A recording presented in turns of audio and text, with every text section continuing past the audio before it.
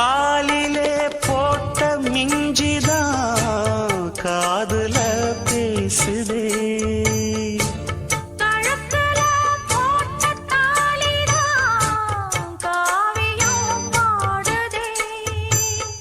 சுட்டியாடும் உச்சந்தலையில் ஒட்டு வச்சதாறு நான் தானே.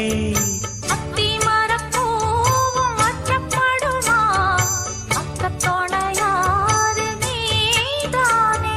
ஆசை பேச்சில் பாதி மூச்சில் லேசாதேகம் சூடு.